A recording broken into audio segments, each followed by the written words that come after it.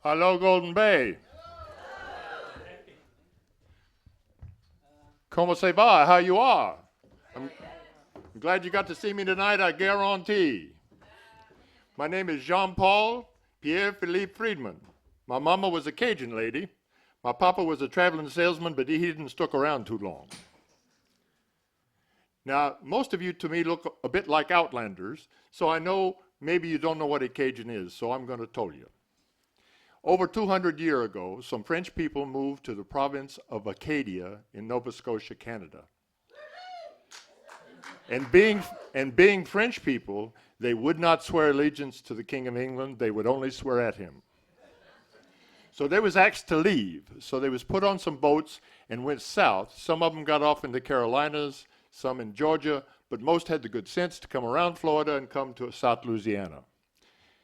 Now, down in South Louisiana, that's Cajun country. Cajun comes from Acadien, Acadien, Acadien, Cajun. Well, we got a little town down in South Louisiana named how you call Lafayette.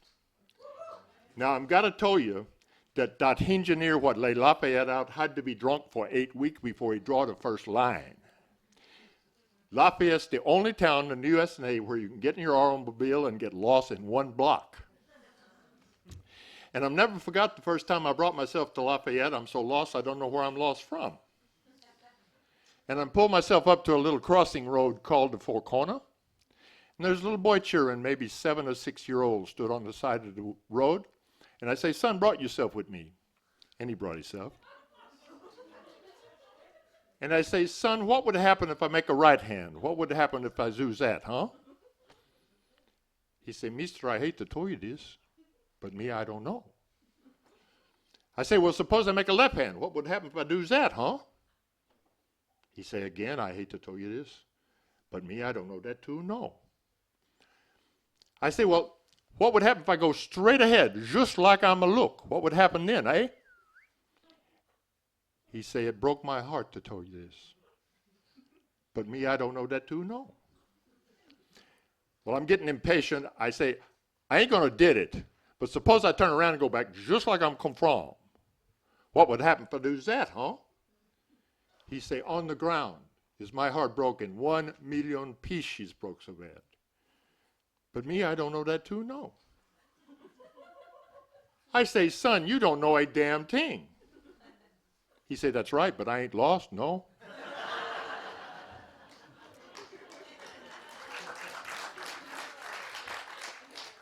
A friend of mine was driving the other night out on the highway and he missed a turn and went out into the cow pasture, boogity, boogity, boogity, turn over 8 or 7 times. When the policeman come to him, he come up to him and he said, hey, buddy, you drunk? My friend say, hell yeah, you don't taught him one of them reckless drivers, do you? The other day in a little town called Rain, the police got a call from an old-maid lady, female women, saying, brought yourself real quick. There's a man next door to me what indecent exposure himself to me, and I don't like that some at all. So they hop in the petroleum car with the syringe go full blast, get out to the old-maid female lady women house, stop in front, knock, knock, knock on the door. She say, brought yourself with me. And they follow her into her bedroom. She said, look at that. Don't that a shame? A man what a decent exposure himself to a maiden female lady women like me? Well, they look across, and it's a man what stood in his bathroom, shaved himself, and he's got one of those high windows, you know. All they could see was his head, neck, and shoulders. So they say to the woman, what it is, it don't look like an indecent exposure to me. All we can see is his head, neck, and shoulders. She says, stood up on this box over here, you'd get much more better view.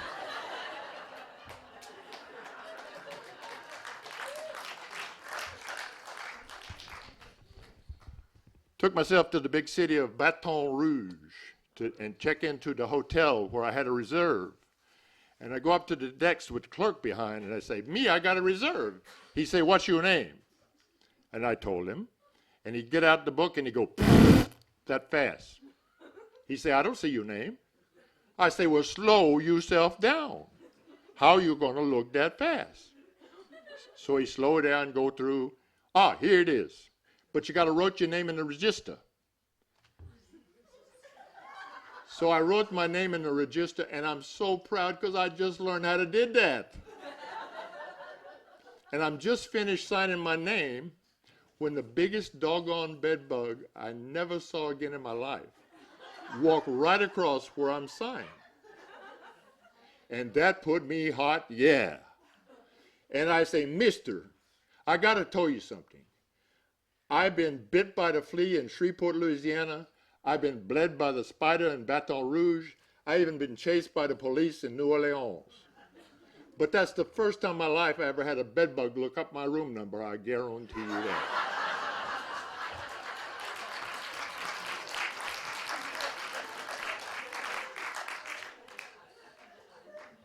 I got a friend in Baton Rouge, got a great big furniture store. He fix you up with furniture. You got a house, he fix you up. You got a boat, he fixed that up.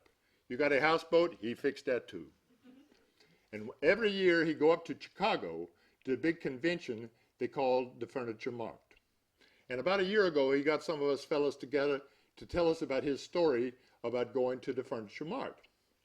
He said, now I go up to Chicago to this big furniture mart, people from all over the USA and the world too. And I'm checking into the hotel where I'm staying, and I get in the alligator to go up to my room. And on this alligator was the most gorgeous female woman I never saw again in my life. This woman looked so good, I look her up one side, looked so damn good, I look her right back down the same side. Now, being bashful like a Cajun gentleman, it took me maybe 10 seconds to say, honey, how about we go get a cocktail? She didn't understood nothing. She spoke back with me in some French, but it was Paris French, so I didn't understood nothing either. I tried to speak with her in French. I know she don't understood nothing. I get a pad with a pencil from my pocket, and I draw 2 glass with ice. Let's get this thing up here a little bit. Draw 2 glass with ice, and I show it with her, and she says, oh, yeah, mais oui. And I say, allons, and right now. So we go and have some cocktail, maybe 10 or 9. And then I say, honey, let's go get some dinner. And she don't understood nothing. So I get out my pad, my pencil, and I draw table with dish with smoke, 2 people up close.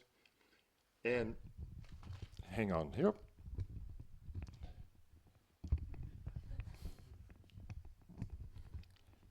And I show it with her, and she say, oh, mais oui. And I say, allons, and right now. So we go and have some dinner.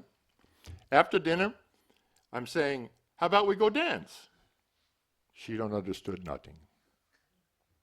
I get my pad, my pencil, and I draw 2 people up close like dance. She say, mais oui. And I say, allons, and right now. So we go out to dance to maybe 3 or 2 a.m. o'clock in the morning. Then we go back to the hotel. We get on the alligator, go up to the floor where her room is. We walk down to her room. She hand me her key. Like the southern gentleman I am, I opened the door. She said something with me. I didn't understood a thing. So she reached in and grabbed my pad and my pencil, and she draw the most beautiful antique bed I never saw again in my life. To this day, I'm still trying to figure out how she know I'm in the furniture business.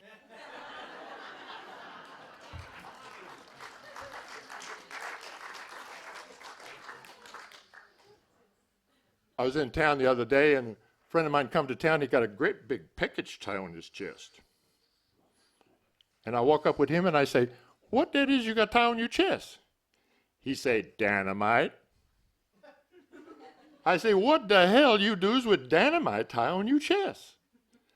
He say, you know Hamel Boudreaux? I said, sure, I know that Cajun and good.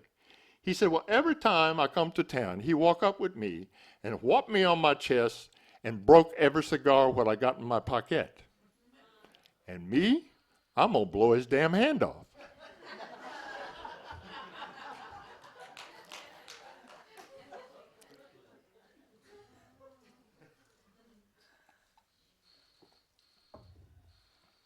I got another friend in South Louisiana, rich Rich like hell.